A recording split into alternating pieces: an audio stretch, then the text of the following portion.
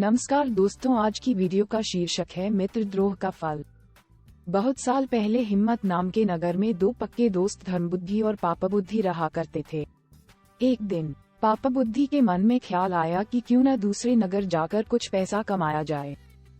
इतना सोचते सोचते पापबुद्धि के मन में हुआ कि वो धर्मबुद्धि को भी साथ लेकर जाएगा, जिससे दोनों खूब सारा पैसा कमाएंगे और फिर लौटते समय वो धर्मबुद्धि से उसका पैसा किसी तरह से हड़प लेगा।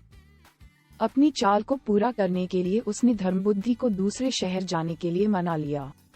दोनों अपने नगर से खूब सारा सामान लेकर दूसरे शहर पहुंच गए। कुछ महीनों तक वहीं रहकर धर्मबुद्धि और पापबुद्धि ने सामान को काफी अच्छी कीमत में बेचा। जब दोनों ने अच्छी खासी रकम इकट्ठा कर ली तो दोनों एक दिन अपने नगर की ओर लौटने लगे। पापबुद्धि अपने दोस्त धर्मबुद्धि को जंगल के रास्ते से लेकर आया। रास्ते पर चलते चलते पापबुद्धि ने धर्मबुद्धि से कहा, मित्र देखो, अगर हम अपने नगर इतना सारा धन लेकर जाते हैं तो समस्या हो सकती है। चोर इसे चुरा सकते हैं, लोग हमसे जलन का भाव रखने लगेंगे और कुछ उधार भी मांग लेंगे।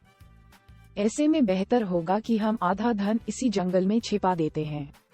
धर्मबुद्धि ने पापबुद्धि की बातों पर यकीन करके धन को छुपाने के लिए हाँ कर दी। पापबुद्धि ने गड्ढा खोदकर धन को जंगल में एक पेड़ के पास छिपा दिया। फिर कुछ दिनों बाद बिना अपने दोस्त को बताए पापबुद्धि मौका देखकर अकेले सारा धन उस जंगल से लेकर आ गया। समय बीतता गया और एक दिन धर्मबुद्धि को पैसे की जरूरत पड़ी तो धर्मबुद्धि सीधे अपने मित्र पापबुद्धि के पास गया और कहने लगा, मुझे पैसों की जरूरत है, जंगल से पैसे निकाल कर ले आते हैं। पापबुद्धि राजी हो गया और दोनों जंगल की ओर निकल गए। जैसे ही धर्मबुद्धि ने गड्ढा खोदा तो वहाँ पैसा न देखकर चौंक गया।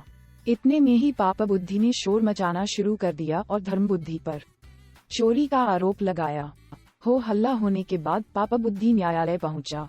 न्यायाधीश ने सारा मामला सुना तो सच्चाई का पता लगाने के लिए अपनी दिव्य शक्ति से परीक्षा लेने का निर्णय लिया।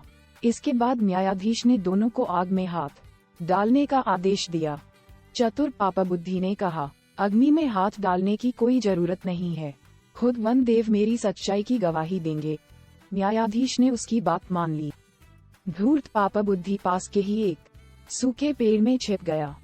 जैसे ही न्यायाधीश ने वन देवता से पूछा कि आखिर धन की चोरी किसने की तो जंगल से आवाज आई, धर्मबुद्धि ने चोरी की है। इतना सुनते ही धर्मबुद्धि ने जिस पेड़ की तरफ से आवाज आई उसी पेड़ को आग के हवाले कर दिया। आग लगते ही पेड़ से चिल्लाते हुए पापबुद्धि बाहर निकला और झुलसी हालात में सारा सच बयां कर दिया।